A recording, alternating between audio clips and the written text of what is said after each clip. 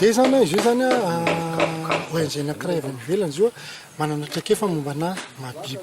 de nantsony GIZ zany zay andraikitra no sehatra anankiray io anatiny le afafinora zany ny zava-misy zany le hoe efa misy 11 000 hectares ny mahabibo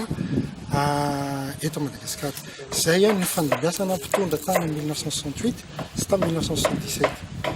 de am'izao tsika zany mireprendre zany ny GIZ amin'ny alalan'ny afafinora manao ty CPRIN anankiray ty le mahabibity zany efa roa taona zany zay zao teto de efa nisy vokatra azo nanomboka tamin'ny 2020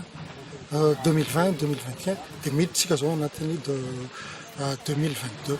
zany nanomboka ny production voalohany tany amin'ny 4000 tonnes niakatra 4800 tonnes de tsika am'izao eo amina eritreretina ho 5600 tonnes eo no eto Ambilobe fotsiny efa mandeha am'izao ny exportation efa vita ny saison zao fikatona atsoatsy ny tsena mahabibo am'izao tena miazakazaka zay farany zay tena farany zay miazakazaka izy am'izao io ny vidina ny potiny 2000 ariary ny prix ny vidin'ny collecteur anazy ny prix rendu au magasin izy 2500 ariary izy am'izao tamty taonty nisy teo tamin'ny 10 exportateur ny vidy mahabibo teto de am'izao zany izy efa vitsisa no mividy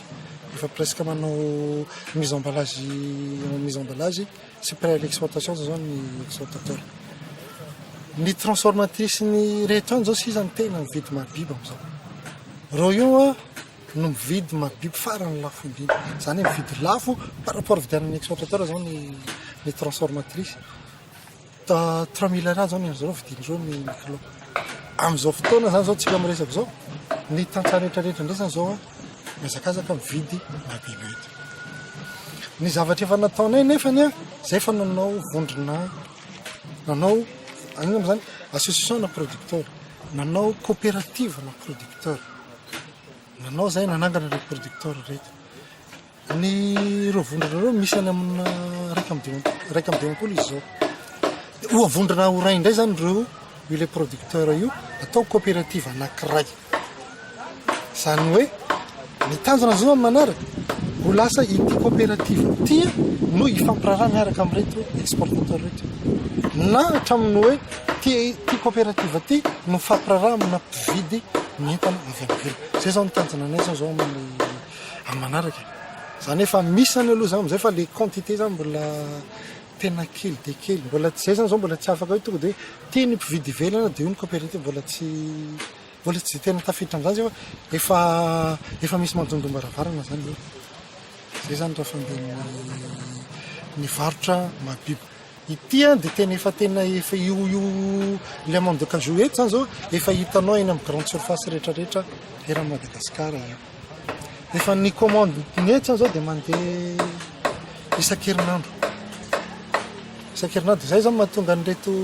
vehivavy rehetra zany am'izao io tena miasa mafy de mafy zany reo manenjika le quota enjena ny quotany Digo enjena ny quotany Tananarivo enjena ny quotany izy ty Morondava am'le amande zay tsika eto any zany de ino zany